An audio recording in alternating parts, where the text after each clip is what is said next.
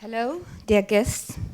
My name is Mal Hellam. I am from the Open Estonia Foundation, and on the behalf of the Open Estonia Foundation, I'm very happy to welcome you at our event debate called Voices of Russia.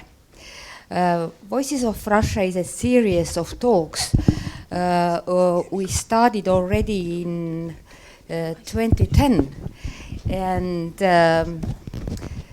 we invited to Estonia very well-known civic activists, human rights defenders, writers, journalists, in order to analyze and talk about the politics and human rights situation in Russia.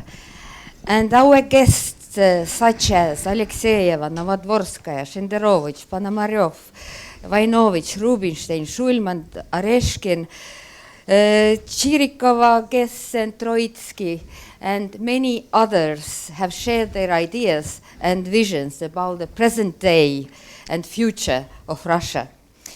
Our last event in April was somewhat different. And then we gave a floor to unknown young people from Russia, from Open Russia movement.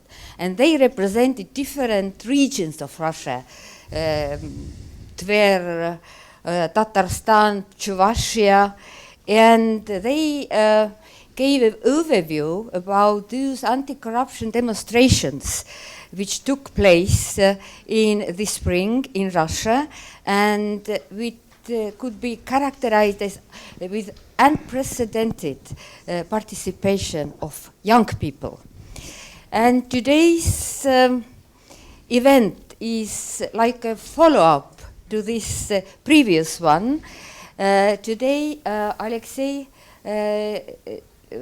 Levinson from Levada Center will introduce the fresh, updated public opinion poll about the situation, and his presentation will be commented by journalists and authors Anna Aryutyunyan and Artemy Troitsky.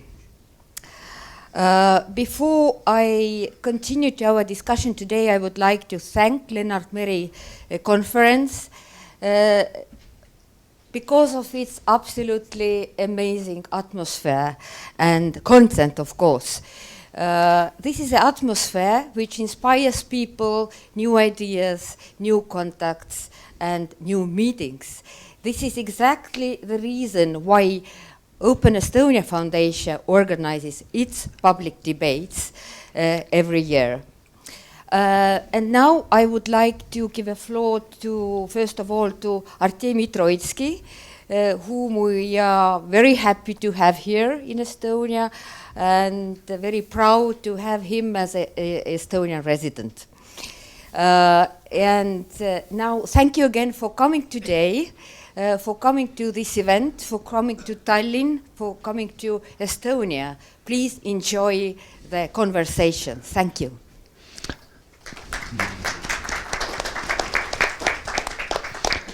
Thank you, Mal Hellam. And I welcome all for the pre-opening of the Lennart Meri Conference to the Voices of Russia panel. And we really do have two distinguished guests here, direct from Moscow. Anna Aryutyunyan, a journalist, Moscow correspondent for USA Today, and the author of The Putin Mystique, conspirological book, a faith healing book, let's put it this way, dedicated to one famous faith healer. And Alexey Levinson, who is the head of Department of Socio-Culturological Studies of the Levada Center. And the Levada Center is not the only, but definitely the most credible of all sociological institutions in the Russian Federation, because most others are considered to be more or less echoing the official line, whereas Levada Center is supposed to be much more objective than this. So our discussion will be fully improvised except for one thing. We'll start it with a large presentation by Alexei Levinson, a presentation which will give us the results of current opinion polls conducted in Russia by the Levada Center. And it may take quite a lot of time. It may take up to 30 minutes. And I beg Alexei not to exceed this amount of time, because we still have to ask and answer questions. So yes, Mr. Levinson and his Levada Center presentation. Mm-hmm. Okay, so this is about the technicalities. Now, let me start with things which I consider to be most important for us in Russia and for those who are interested in events in this country. That is the event which occurred in 1914 spring. That is the annexation of Crimea, which had a very, very strong effect upon the public opinion in Russia, consolidating it and also making the so-called rating of President Putin extremely high, or some people say unbelievably high, over 80%.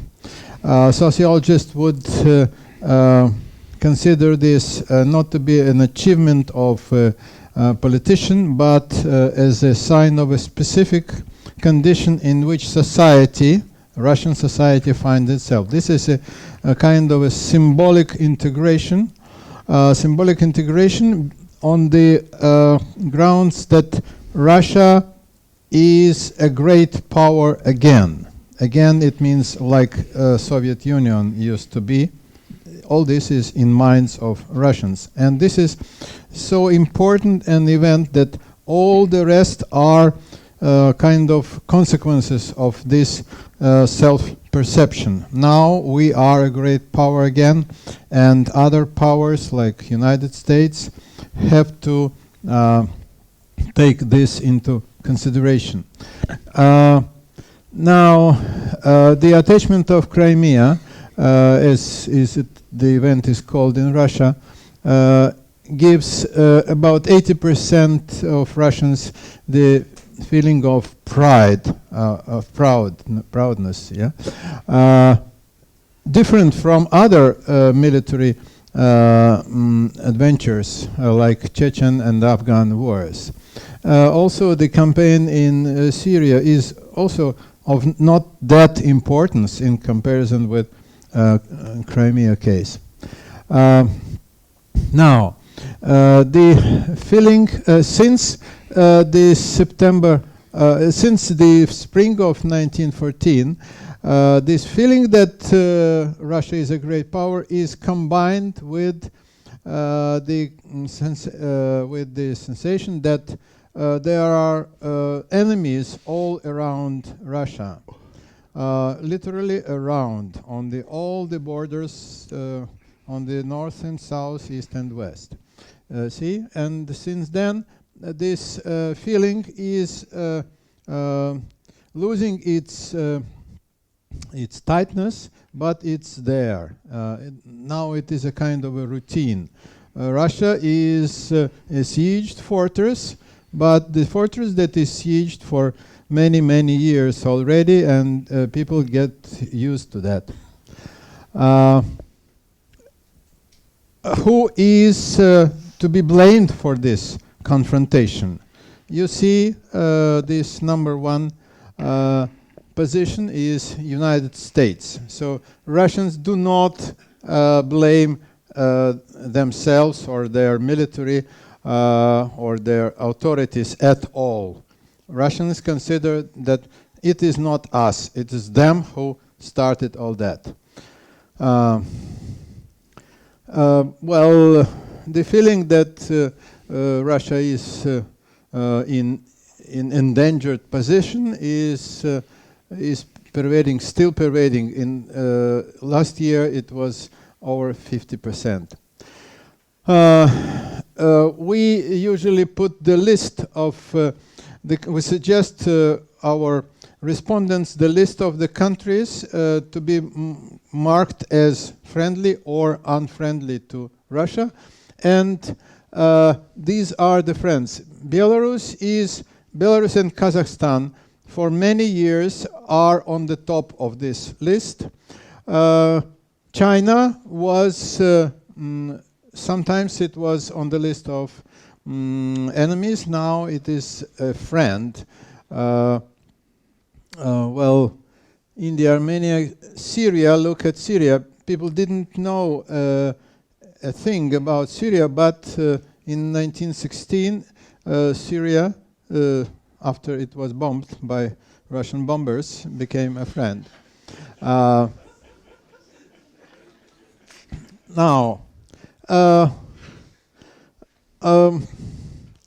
Estonia, look in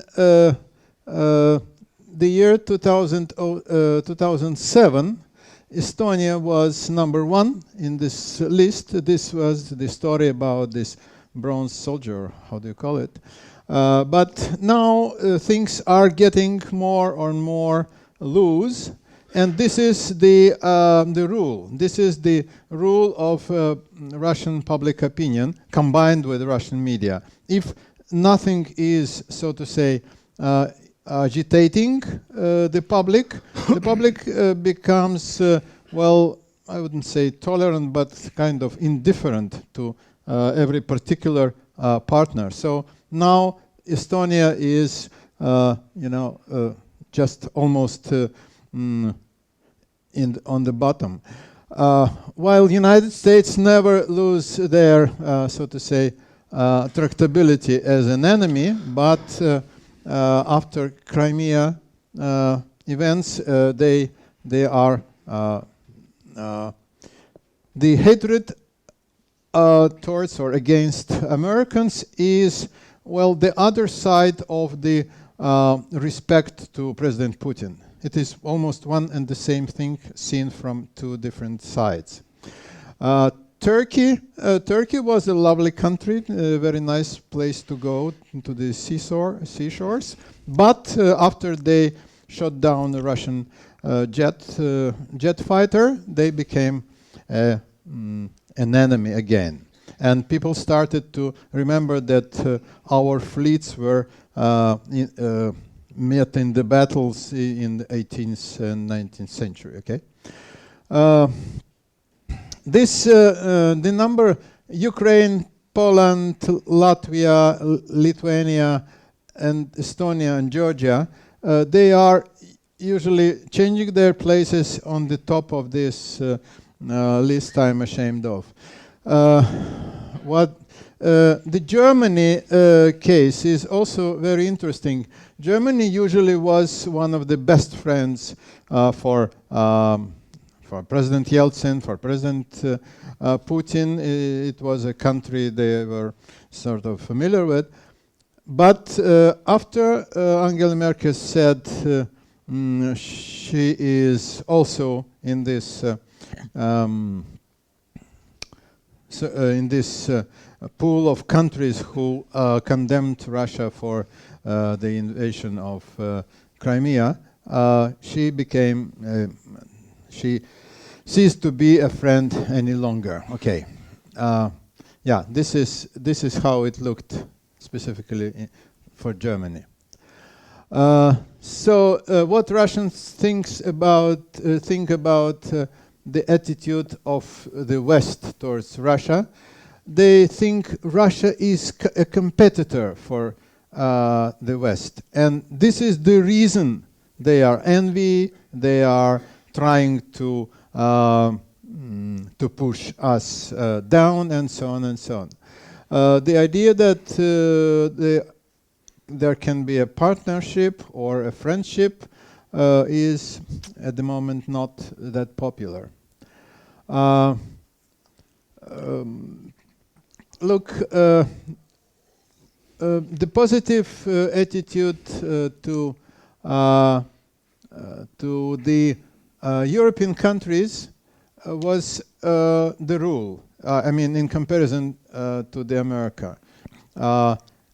Russians even thought of themselves as we Europeans.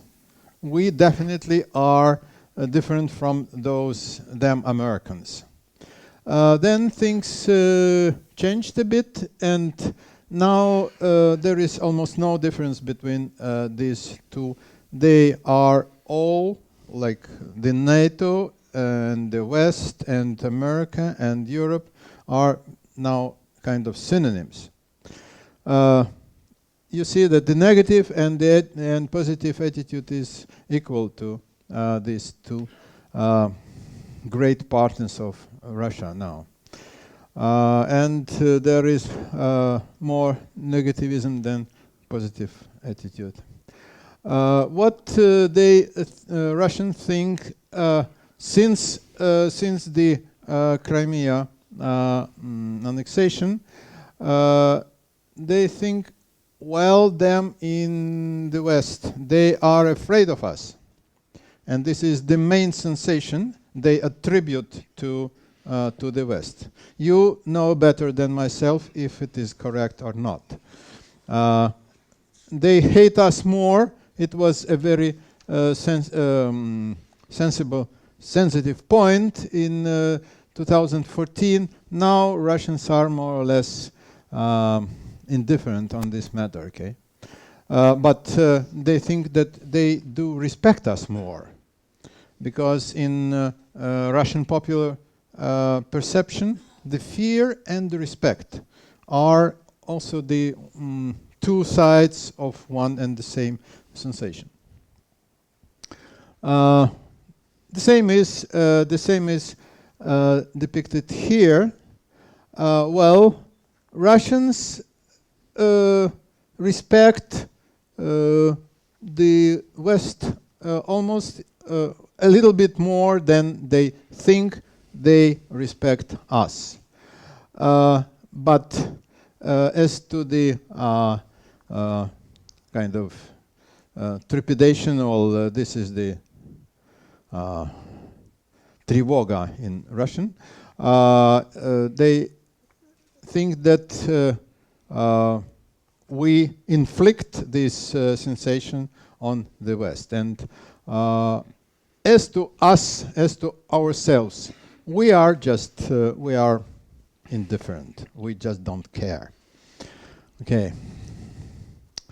Sorry, this is not translated, but the purpose of this slide is to show that now in the year 2017, the so-called reattachment of the Crimea to the Russian Federation is of second importance after the victory in the World War II.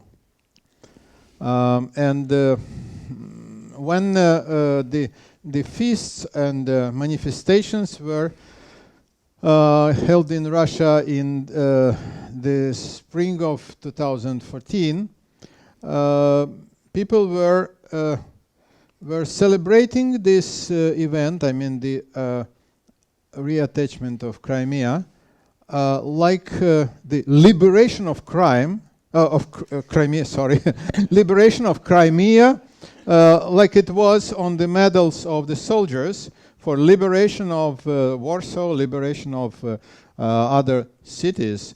So it was a kind of a it was put in the same array. Now, a little bit about President Putin. You can see here that he has no competitors in his future presidential career. Navalny has one point here. Maybe he will have more, and very probably he will, but not as many, so to be a real competitor. But still, I'm not a politologist to predict what will the political establishment do, but it is very probable that they will still try to guarantee the 100% probability of Putin to win, so they will push Navalny off the political track this way or another. Now, 64%, 64%, two-thirds of Russians now think that or say that they want Putin to be re-elected as president is in the year 2018. That means that they project until 2024 the same political situation they have at the moment. But it was not always the case. In 2011, you see that half of Russian respondents would prefer Putin to be changed for another politician. People think that if 82%, and now it is really 82% approve Putin's performance as a president of the Russian Federation, it means that they love him, they adore him, and this is a kind of a personality cult or things like that. No, the phenomenon is different from that, and we can see that there is a lot of criticism against towards Putin. Look, what he was unsuccessful. The first half is what Putin was unsuccessful in his battle with corruption. 21% said he didn't succeed in that. The improvement of the life standards of the citizens. 16% said he was not okay in that. Then it was about the oligarchs and the economic development of the country and so on and so on. And the improvement of the relationships with the West also is not his main achievement. Now, what are the achievements? The main one-third said about it. This is the reform of the armed forces and improving their battle capacity. And also about one-third said that Russian position on the international arena is more gets stronger. Then the Chechen problem and the law and order in the country also are the achievements of Putin. What is interesting that the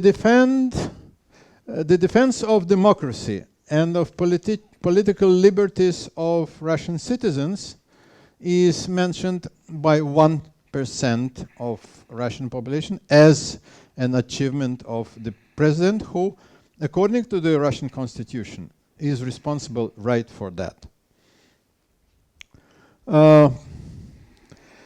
I'm approaching the end, and just to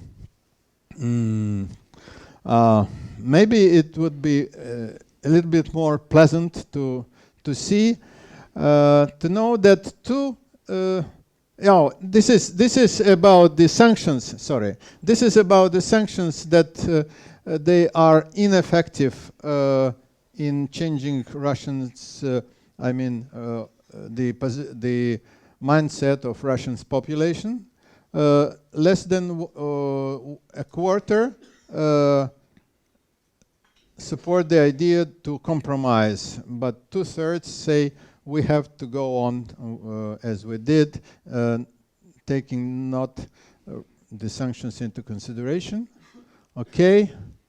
Yeah, and this is, I say, this is what I have to say before I end my presentation, that about 1/2 of Russian population, of the younger half, so to say, or younger part of Russian population, half of this half would like to see in future their country to look as advanced Western nations. I think Estonia is included.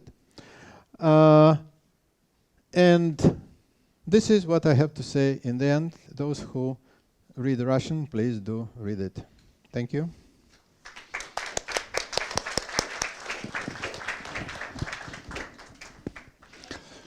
Thank you, Alexei. And now it's time for questions and overall discussion. And I have the first question. I have the privilege of having the first question, and this is a general question which I'm sure has been asked Alexei Levinson 1,000 times, but you know, I'm still very curious. In my humble opinion, conducting opinion polls in a country with a regime like Russia doesn't make much sense. I mean, politely speaking, Russia is still called an authoritarian country, although I personally think that it's now almost totalitarian, and I don't see much difference between the Soviet Union, say in the beginning of the 80s, and contemporary Russian Federation under Putin. So if you imagine Russia in 1980 or 1981, and you sit at home and then a couple of sociological pollsters come to your place and start to ask you questions like, do you support the general line of the Communist Party? What do you think about our General Secretary Leonid Ilyich Brezhnev? Do you support the brotherly help of the Soviet Union to the people of Afghanistan? Of course, if you are not a madman or a bona fide dissident, you will say, yeah, they're fine, we love Leonid Ilyich, and with Afghanistan, yeah, it's a good thing, otherwise Americans would take it or something. So I think that those people who answer questions in contemporary Russia, they have the same feeling. I mean, they simply don't want to give honest answers, because they know that despite all promises of anonymity and so on, if they call him, then they know his phone number. If they come to his apartment, then they know where he lives. So it's very easy to imagine that if he doesn't give correct answers, then there will be a report written to his employer or to the university where he studies, and it may cause you know, very, very serious problems. So and therefore I never believed that 86% of Russians fully support Putin, and I also do not believe that only 3% of Russians are ashamed of Russia stealing the Crimean Peninsula from the Ukraine. So am I at least partly right, Mr. Levinson, or not? No, not at all. Not at all. Unfortunately, sorry. The difference between situation in 1991 and present-day Russia is basically the main factor is that we do have the years of perestroika and glasnost behind. they changed the situation in the minds drastically. Let me tell you the old story of the beginning of our studies. It was not in Brezhnev time, but it was in Soviet times. In 1989, we conducted a poll, one of the first of our polls. The famous Article 70 was still about the supremacy of the Communist Party. Yeah, no. I mean of the penal code. 70-я статья, which presumed how many, up to 6 years of prison. It was still in action, but we had packs and packs of letters signed fully with back addresses of people, full of curses towards Communist Party, towards the Soviet rule, and so on and so on. It could be, they could be really arrested and detained and so on and so on, but they were brave enough to say the truth because they wanted to do it. At that time, in reality, nobody was persecuted on this basis. And since then, the idea that I am free and I am in a free country is pervading, and we have this continuously in our polls. We are asking people, do you feel you are free? They say they do. And the Bolotnaya case and all the political persecutions that we know about, they still did not affect this popular perception that nothing is menacing them politically. I think this is a real record of our Democrats who were the initiators and of this glasnost campaign. Well, if you want to know about the credibility of the polls, then you have real means of controlling and checking that. And we know that our polls include the lies, the mistakes, the misinterpretations, and all that. But this is a technical question. Like everything, like diagnosis of the doctors, they include all these things, but we trust the doctors as a corporation. Unfortunately, what we have as the results, I would be happy to say, you know, in a sense, people are much more pro-democratic and pro-Western and so on, but they are afraid to say this. No, it is not the case, unfortunately. I'm not sure that this is really 82%, but not 79 or 86. What I do know that among young people, the percentage of those who say they approve the performance of Mr. Putin is higher than among the elder. The proportion of those who are well-to-do is, I mean, in approving Putin is even again higher than among those who are in the poorest level of population. So there are structural differences. It is a very well organized unity of facts and data. So this is not the problem. Is what is the society like, not what is sociology like. Yeah, us, I mean, our agency and the agencies like ours, are at the moment very strange part of the society, of the political machinery, because we were designed to be a part of free elections, free press, free public opinion research, and free society. We have neither this nor that nor this. Just we left alone. And this is a very strange and this is the reason I am here. I am invited here. And this is the reason many of you trust our agency. Yeah, we are for some very, very, I would say, shaky political combination, we are still there. Maybe tomorrow the situation will change. Thank you.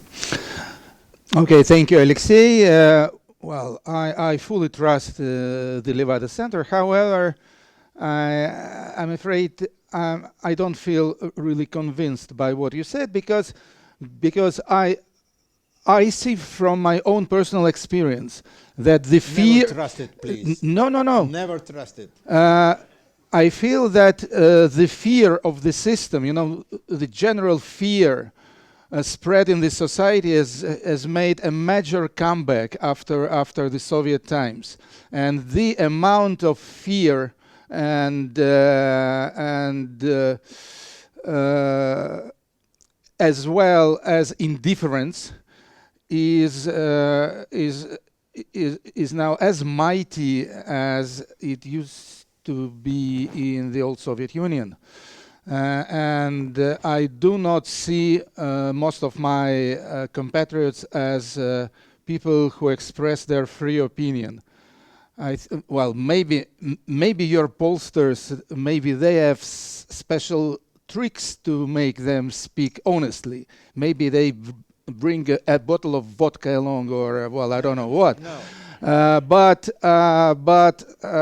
Well, knowing my compatriots, I just don't feel that they can openly answer all kinds of delicate questions.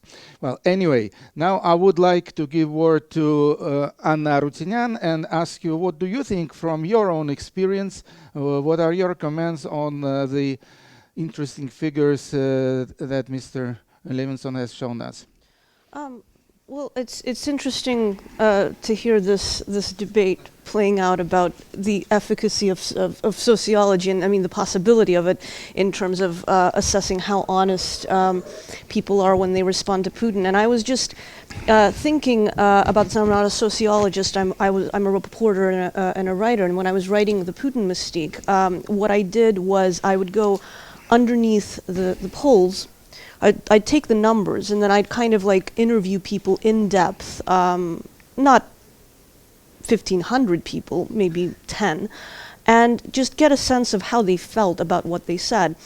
I think that one of the collisions here, I think one of the paradoxes, one of the problems why it's hard to really assess to what extent do 86% of the population really approve of Putin and like him in the sense that we assume, is that I think people don't always, I think what they think and what they feel are not always the same thing, and they might not be aware of it. One example is when I was in Pikalova.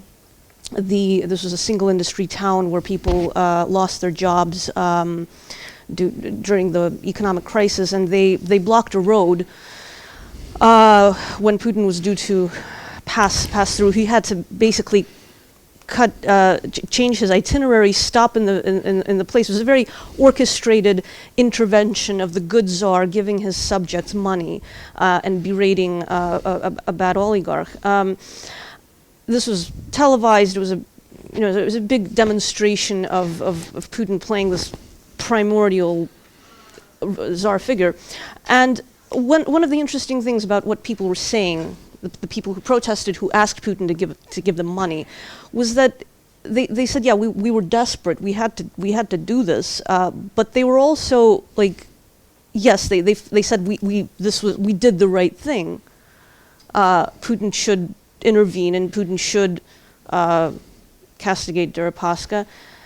But there were two underlying things here. First of all, they also did not believe that Putin was genuine. And secondly, people said to me, the whole setup where we have to ask Putin like this is wrong. We felt, they felt, they were taking agency, they were attempting to get it, but by the very demonstration of begging Putin for money, they were also giving up agency. I think these contradictions kind of play out in the polls. It's hard to say to what extent people's answers are motivated by fear.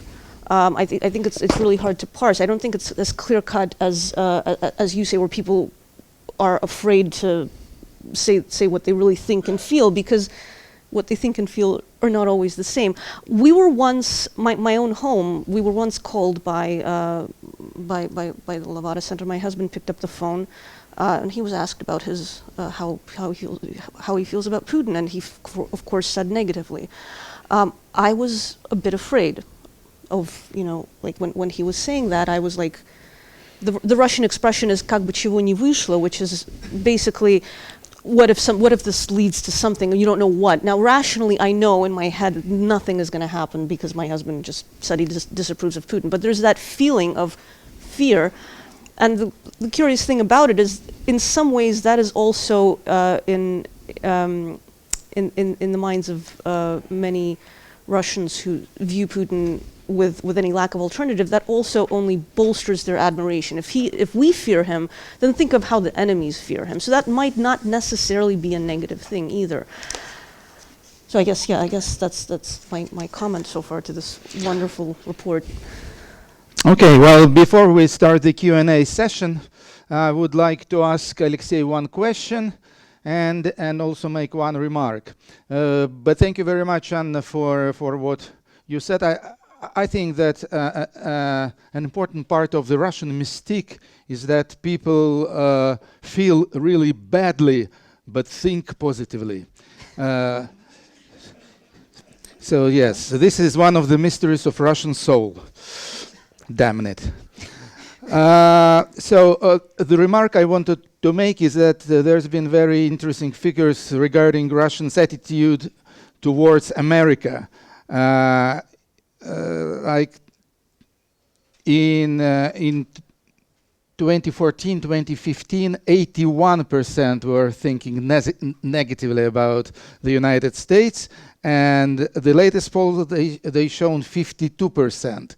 And I think that there's only one reason of this warming up of Russian American attitude, and this is the Trump factor, because Trump has been portrayed in the Russian media as the big friend of the Russian Federation, as the person who will follow Putin's advice in whatever and so on. So suddenly a drop from 81 to 52%. And the question that I wanted to ask Alexei is, there was a question about competition. No, it was when you asked the people about what is the main factor in relations between Russia and the West. So the main factor was competition.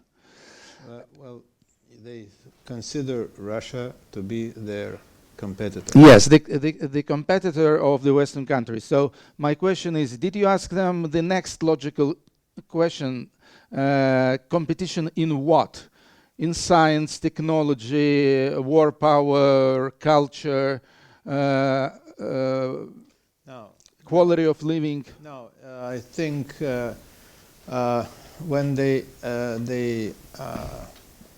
mean competition on the international scene, and that is competition against or how about the leadership in the world. In this sense, if you ask them about technology and things like that, they're pretty sane, and they do understand that Russia is a backward country.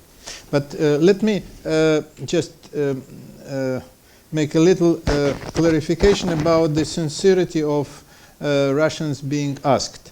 Look, we pose the question, what do you think, to what extent the authorities of Russia are affected with corruption? We did it before Alexei Navalny did it. We asked it several times. And now 25% say corruption affected Russian authorities all through. And 51%, that is majority, say Russian органы власти в России, that is Russian political bodies, are affected by corruption to a great extent. So, if people are afraid, why should they say this? There is a direct question about, is Mr. Putin involved in corruption? And they, a minority said no, he is clear of that. But the other part say, yes, it is because he has to deal with corrupt officials, or it is because you cannot go without that in Russia at all, historically. So it is not the fear to give the negative answer. It is important to say, well, I see the defects of this regime and even of this leader, but I am still loyal to Russia as a whole. And Putin is just a symbol of that. I'm not just loyal to him personally. I'm loyal to him as a president. And it is not, to me, it is not that astonishing that lots of Russians now feel they are loyal to Russia. The reason of that is not that nice, in my perception. This is because people have no other point of reference, as sociologists say. This is not my town, this is not my business, this is not my land, my field of my activity, because everything is not mine, it doesn't belong to me. The only thing that belongs to me is great Russia. And if Russia is great and I am referring to it, it makes me greater. This is the mechanism of loyalty, to my mind. Okay, so people hate corruption but are loyal to it because they have no choice. That's the resume. They even take part in it themselves. Sure. Okay, so let's go to questions and answers. Yes, please. You've been the first to raise the hand. My question is how great Russia is in reality today, because I have seen figures published by Reuters, so-called World Index of Powerful States, where we know that the most powerful state is US, next is coming now China, then Japan, Germany, Great Britain, France, and Russia is somewhere in the end of first 10 countries. And this index is based on economic and military powers combined with science, innovation, and demographic trends. And the forecast is that by 2040, China will catch up. US will be the first. US remains second, and then India will move to third place, and then Germany, Japan, Great Britain, France, and the role of Russia, Great Russia, will remain between 3 and 4% of the world power. What do you think? Russia is in decline, or this is a falsificated forecast, Russia is in a race with great Russia. How great is Russia? Thank you. In reality, not only we have heard very good figures what Russians think about Russia and what Russians think about Putin, but in reality, what they think about the future of Russia.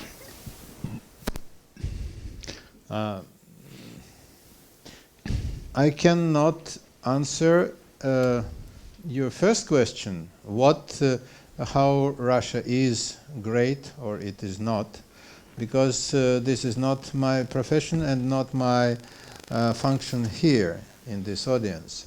If we ask our respondents, they will, most probably, they will say that Russia is great now and will be even greater in future. It has nothing to do with figures that you presented, because in their perception it is not just technology or GDP or whatever. This is the idea of spiritual greatness or something like that, or historical importance, or what? Not not the things that are calculable.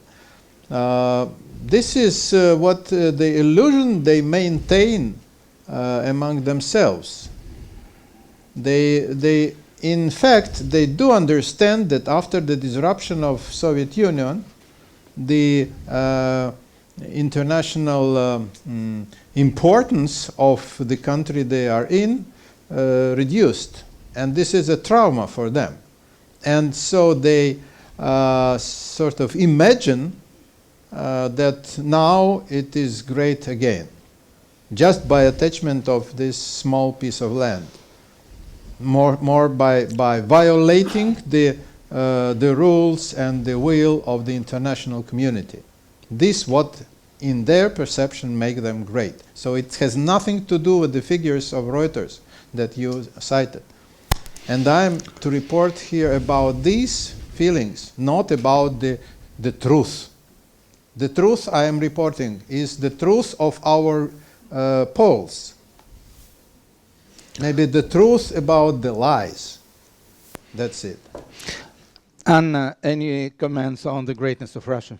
Yeah, I think very important here is perception, and perceptions matter. And I want to move away from the internal perception of Russians to what the Kremlin is trying to achieve on the world stage, and it's working through perceptions. I mean, realistically speaking, it's true. Russia doesn't really wield as much power as it appears, as it seeks to convince others that it has.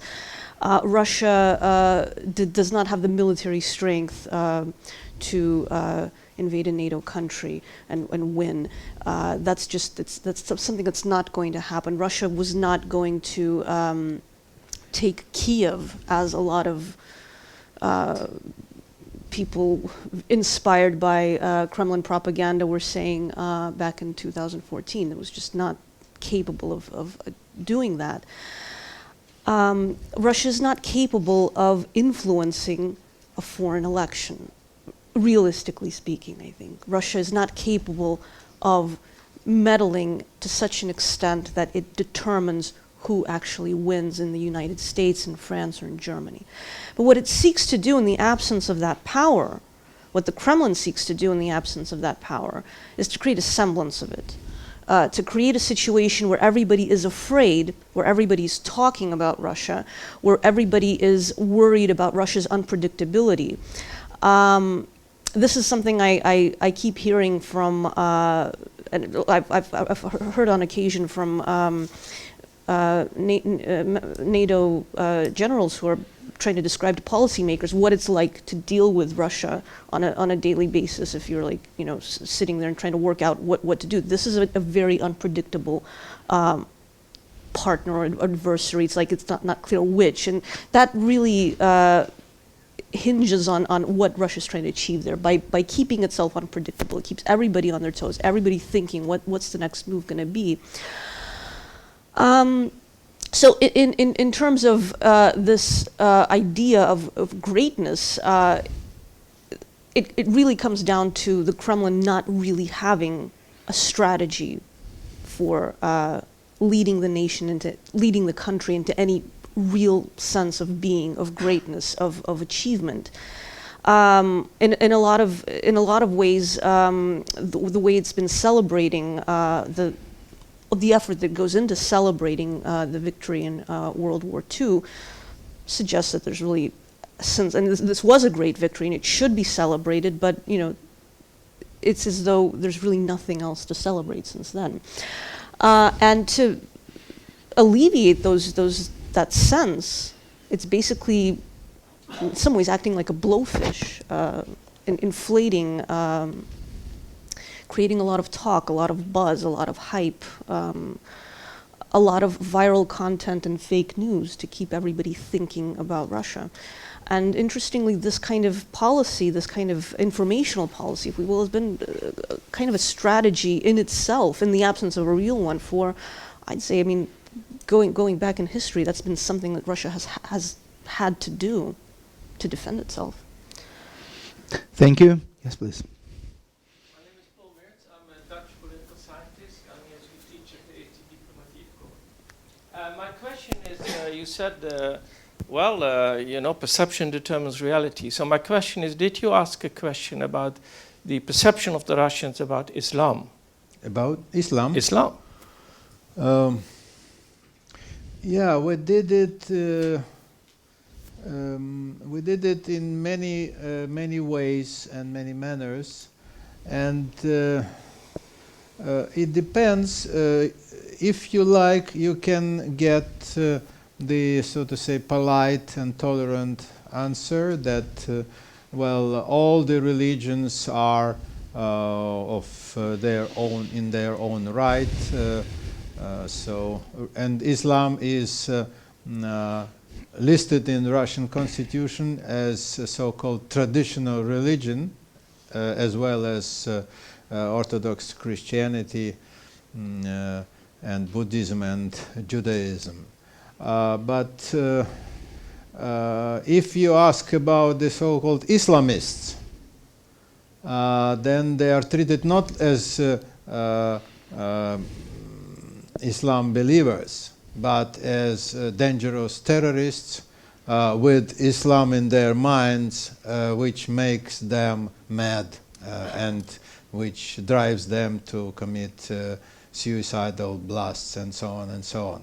So it's very different. But I would not say that there is a hatred against Islam or phobia. No, not at all. Even the reverse is correct, because if people deal with Muslim population, sometimes Russian, for instance, Russian women consider Muslim men as to be better husbands than Russian, because first of all, because they don't take alcohol. It's a very important factor. So in the zones of the contact, it's usually very positive perception.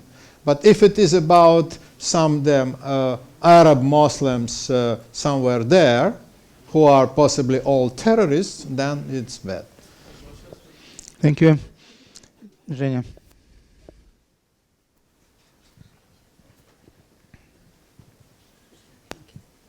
My name is Evgenia Chirikova. I'm an environmentalist from Russia.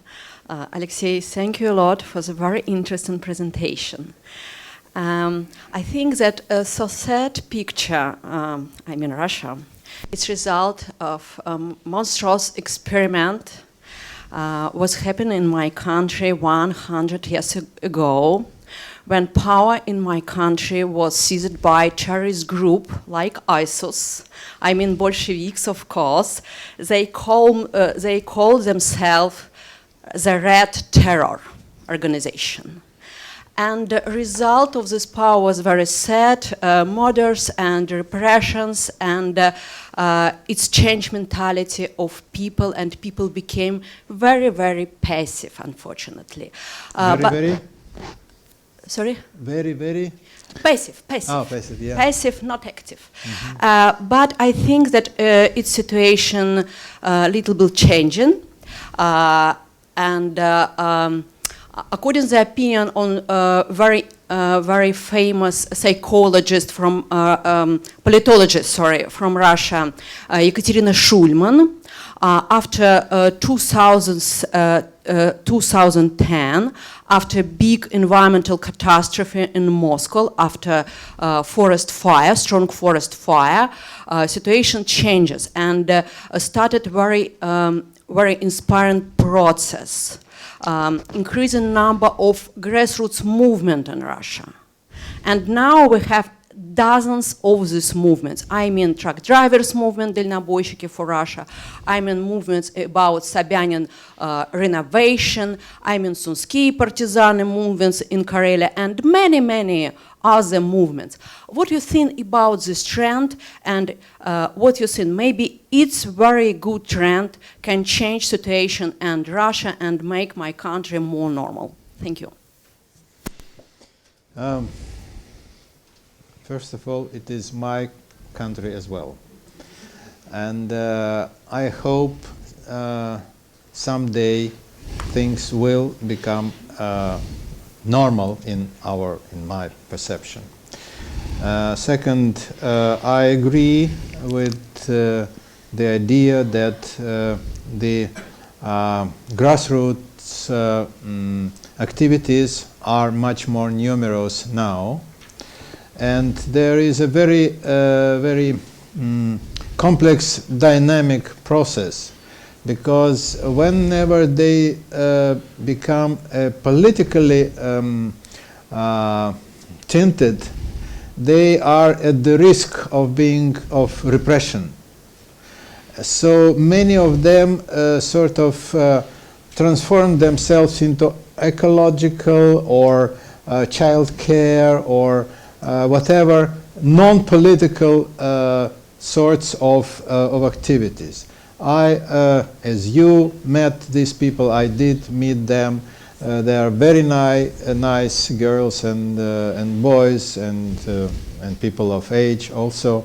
But the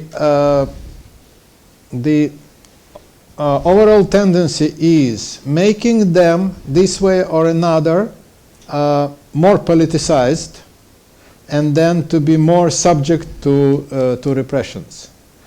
And from the other side, the authorities are sometimes they are looking for somebody to be oppressed, because just they have to do that, and then they take ecologists and people who struggle with HIV infection and so on, and they also, for instance, our organization is number 141 in the list of so-called foreign agents. If you look, and yours as well, if you look through this list, you will find many so-called political organizations, but you will find a lot of people who are defending some type of animals in some area, or who are distributing the injection syringes.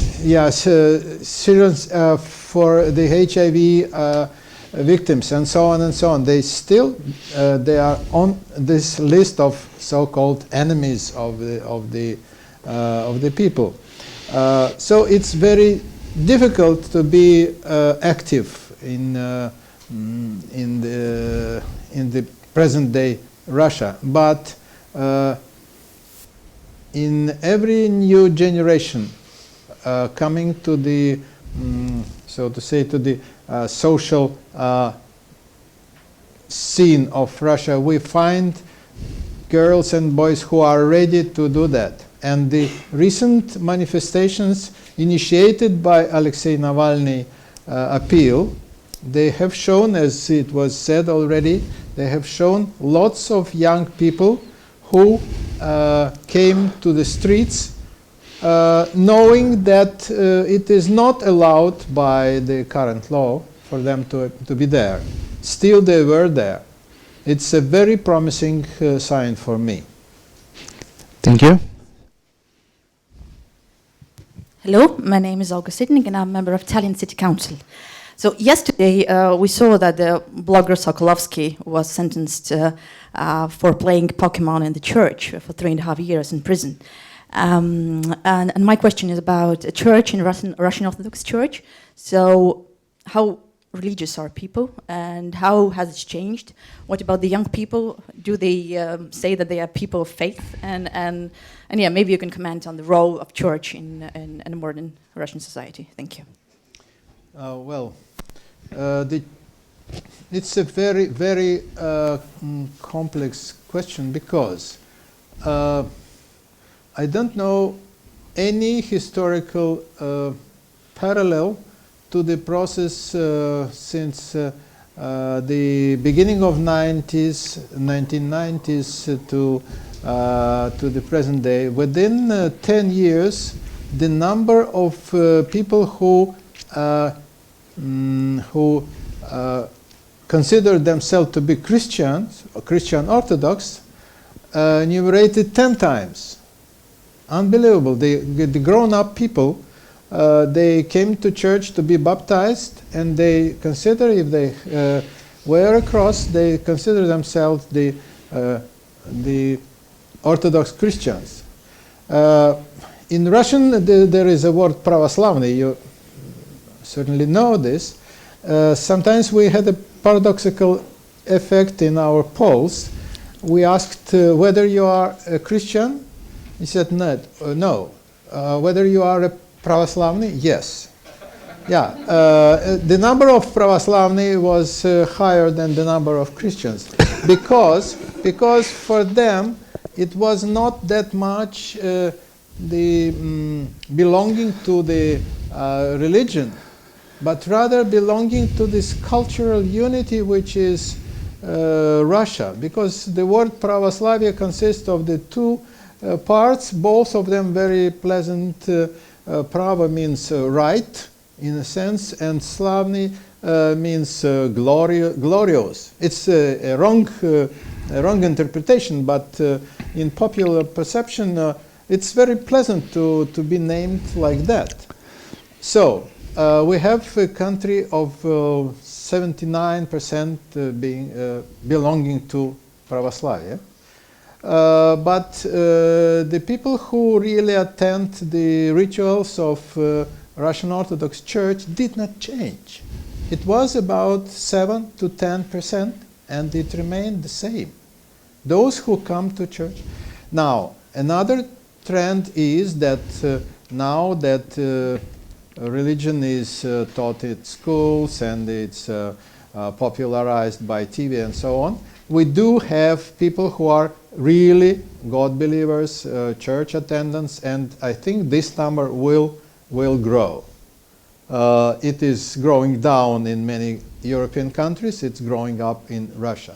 Still, at the moment, the influence of church, the local influence of churches, of priests, is not considerable. It is not considerable, especially on the young people. It is important for elderly part of the population. If we take the church as an institution, it belongs to the power structure, definitely, and you know this just as I do. The church is used as a means of executing the power process. Yeah, it is. But it has nothing to do with what's going on, so to say, downstairs. What the story about this guy is clearly political, like the one with girls singing in the Moscow Cathedral. They were singing against Putin, but they were persecuted for, so to say, harassing the feelings of the church attendants. to put it really short, I would say that Russians love to pretend to look religious, but in reality they are not. And even if you ask Orthodox activists a couple of questions about the contents of the Bible, they will never answer you. Yes, please. Communist propagandists claim that Red Army has liberated Estonia in 1944. In real life, it was quite otherwise. When Red Army broke the German front line in Latvia and reached the Baltic Sea, Hitler on September the 16th gave order to leave Estonia's mainland. And Estonians didn't allow to destroy enterprises in Tallinn. There was a small exchange of fire between Estonians and Germans. And Estonian government, which was created underground, started its activities. But Germans took away all heavy weapons, and what they couldn't take away, they destroyed. Estonians had only hand weapons, and nevertheless, in many places, they were tried to stop Red Army. It is time to call a spade, and say that Red Army has never liberated Estonia, but occupied. Okay. Any more questions? Yes, please. Hello, my name is Hans Luik. I'm an Estonian publisher, and we have a lot of cooperations with democratic journalists from Russia who have chosen to emigrate either to Riga or to Tallinn. So the situation with nationalized press seems to be quite peculiar in Russia. And I'd like to know what Levada Center has learned about Russians' attitude towards their own journalism, towards the journalistic institutions. Thank you very much.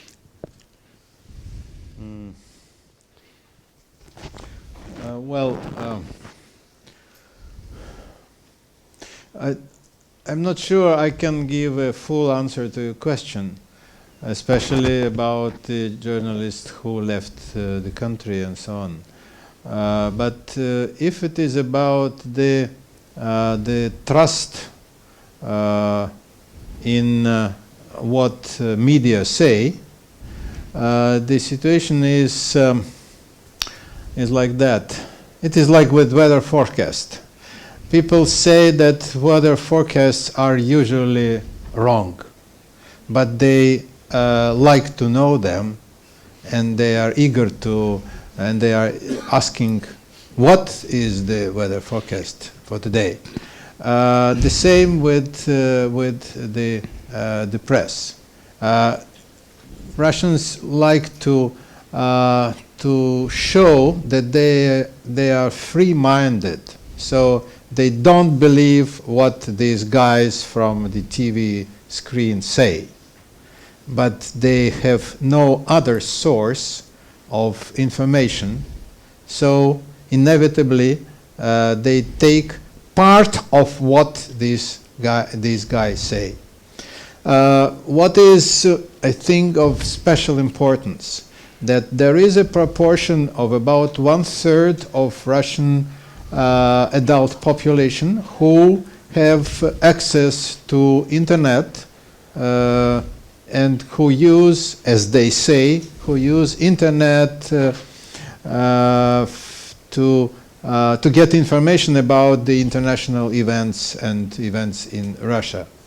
So to say, they use independent sources, or they at least can do that. But when it was about the Ukraine, the events in Ukraine, then the ones who could get the information about that from independent sources, including Ukrainian ones, they preferred not to do that. And they preferred to refer to TV, that is the official position of Russian side, Russian authorities.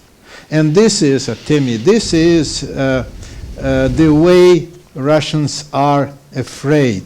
They are afraid not of the policeman coming to arrest them. They are afraid to be against the system inside them, because this will create the conflict, the strong psychological collision, which has only one way out. You either go to the Red Square with the banner, or you leave the country. Otherwise, it's extremely difficult, and this is what prevents many of Russians to acknowledge the truth. This is really the problem, not the fear of external force. This is the fear of oneself. I would rather be loyal than to be unloyal, because to be unloyal, it's really difficult for me. Not dangerous, but difficult. This is, please consider this. This is more, I think, this is more a problem of the society. And let me just conclude with one thing. We are often asked, can you predict the outcome of this and that in our society? No, we are very, very poor in exact prediction of what is going on. But my colleagues and even myself, we sort of predicted that main problems of the public in future will be of moral kind, not of economic kind. And now we see that. We see that people come to the streets because the elections were cheated. People come to the streets because they hate the corruption and things like that. Because they are обманутые, вкладчики, and so on. It is the insult, the feeling of humiliation, that is more powerful than just we are poor, we are getting poorer, and so on. And I think, well, this is as bad as good. Anna. Fascinating point that you made about this internal collision, and I completely agree with you. I'd love to delve into this more later on, but I just wanted to get back to this question of journalism and journalists and the press. And I think one very important thing, in my experience as being a journalist, this lack of trust that I encountered pretty much on a daily basis as a journalist when I'm interviewing somebody. There's always this assumption that I'm not going to write the truth. And I think that goes back to the lack of a tradition of objectivity in Russian press, much stronger than, fact as commodity developed in the Western media far earlier than it did in Russia, and Russia had appeared pretty much only in the 1990s. That's when independent newspapers started writing not so much as mouthpieces of a certain ideology, but as what newspapers are supposed to be doing, which is giving information and informing readers. But that tradition is very weak, and hence there is an attitude of journalists as being somebody's mouthpiece. It's not about, very often when I'm interviewing somebody, they keep asking me, well, what's your agenda? What's your point of view? And I'm like, I don't have a point of view at this point. I'm trying to gather information. I'm trying to see what your story is and tell it. People are very distrustful of that because it just doesn't make sense in their paradigm of how things work.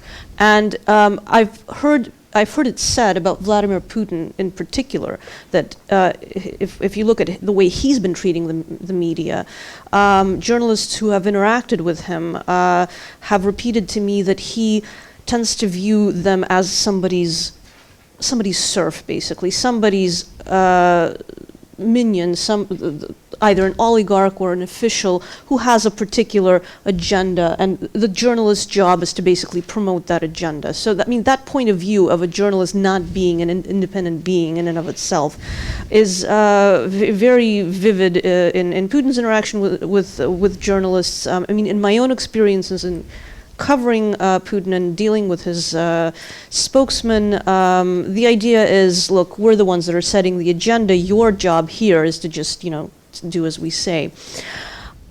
Interestingly, that like in the minds of Russians, I've like how they trust the media. There's a collision there because on the one hand, they believe that the journalist is supposed to be a mouthpiece. The journalist is supposed to have an opinion, and it's the job of the journalist to, basically educate and promote this opinion. And yet, that is exactly the situation which causes people to distrust the journalist and the press in the first place. So, and I think it changed. I mean, there was hope that was changing in the 90s and in the last decade, but that kind of reverted back into this old model of propaganda in 2014, where Putin pretty much came out and said publicly, for instance, when the head of RIA Novosti, Svetlana Mirnyuk, was fired and replaced with Dmitry Kiselyov, he said at a press conference, it is the job of the head of a news agency that is funded by the state to be first and foremost a patriot. And Kiselyov told us at RIA Novosti when we still work there that your job, the age of distilled journalism is over. Your job is to love the motherland. So it kind of went back full circle. I don't know when we're going to get out of that situation. Okay, before we go to the next question, I would like to comment a little bit on what was said before, and I'm afraid that I tend to disagree with both Alexei and Anna when they said that, when actually Alexei said that if somebody is dissatisfied with what's going on in Russia, there are only two ways out. You either go to Red Square and support Putin, or you emigrate. You go to the Red Square with sign of protest. Yeah. No. Or you go to the Red Square holding a banner, Putin, get out, or you emigrate. I think the most popular way of coping with this situation, and this is how literally all my friends now live in Russia. For whatever reasons, they don't want to leave the country. They still live there, but this is something that is called by journalists an inner emigration. They live their lives and they have fun, and they have their hobbies, and they have their families, and they have nothing or almost nothing to do with the state. I agree. And this is a very, very popular means of surviving in contemporary Russia. Yes, questions? Okay, one more questions, please.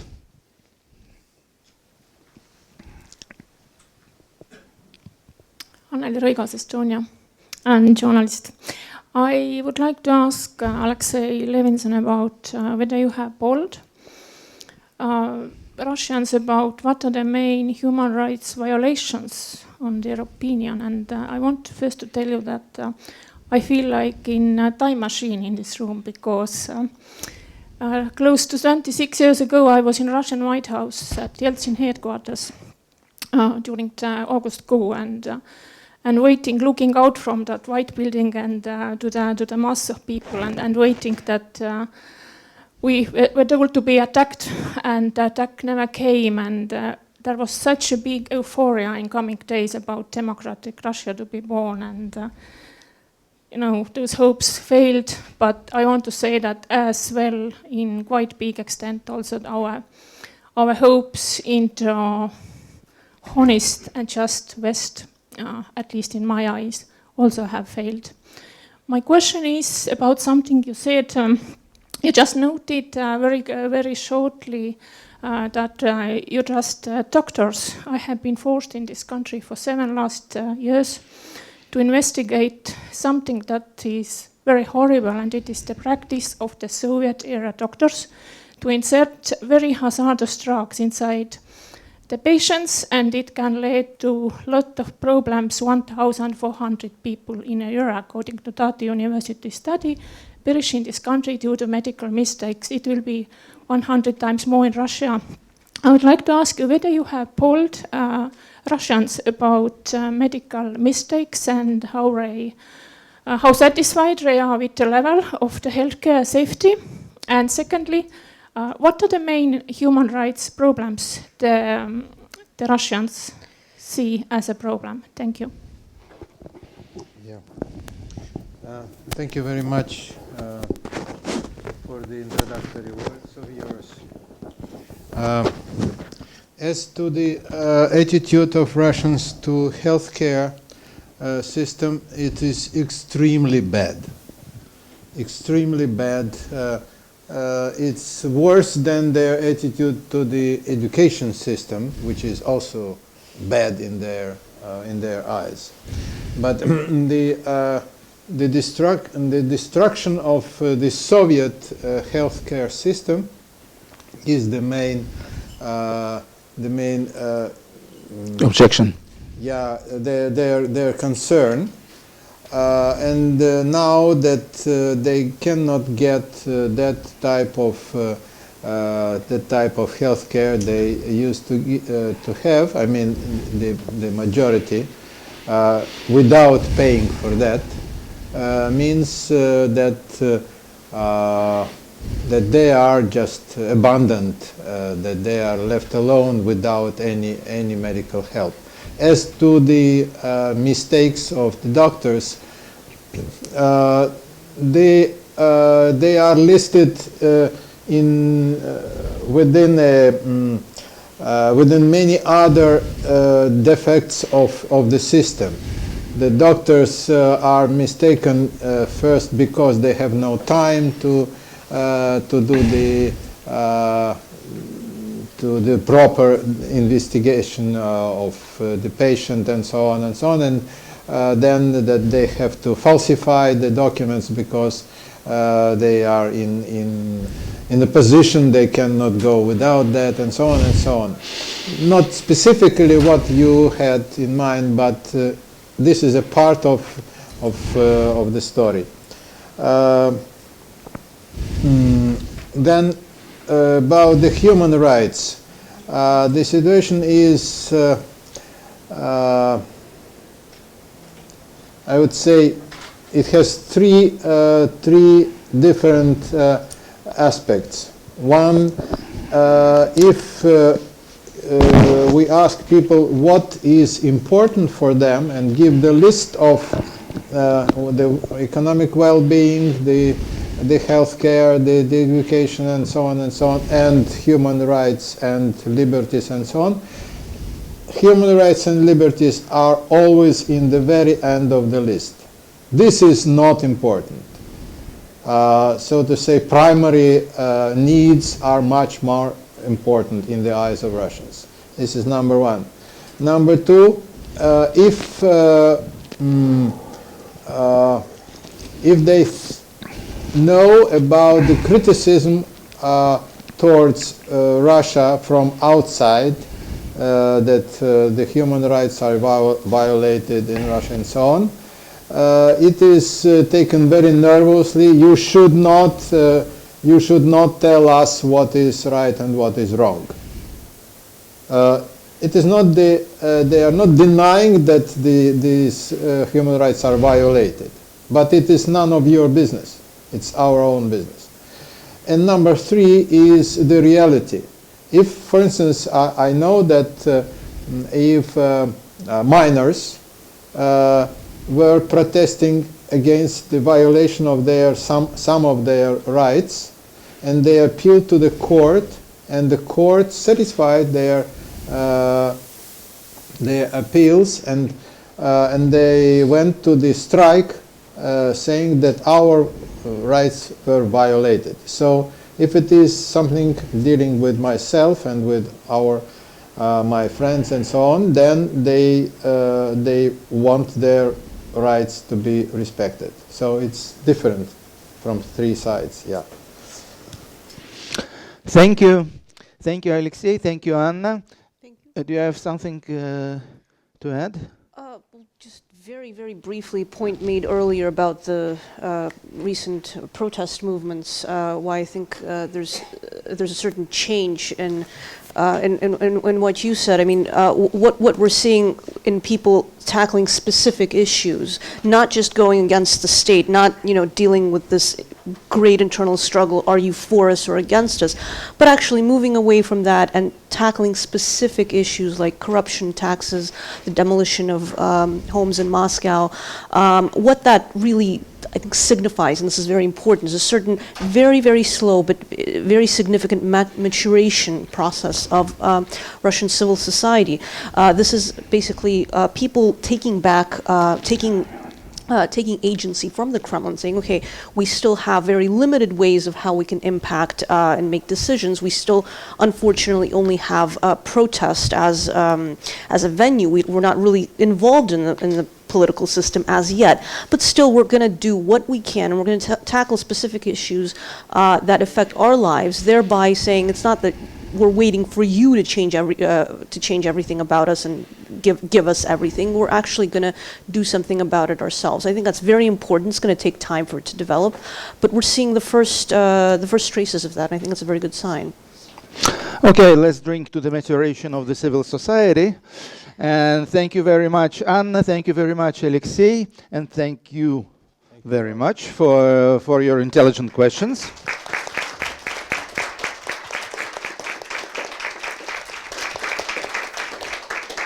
And the Lennart Meri conference is only starting, so you're welcome to visit other panels. Cheers. Thank you, Artemi, thank you, Anna, thank you, Alexei. Thank you for your thoughts, for your presentation, for your comments. And our next event, Voices of Russia, will take place in August, 18th of August, in Kasmo, little village near to Tallinn. And our guests will be Lyudmila Ulitskaya, Arkady Babchenko, and Aider Mudjabayev. You are very welcome. See you then. Thank you. Thank you.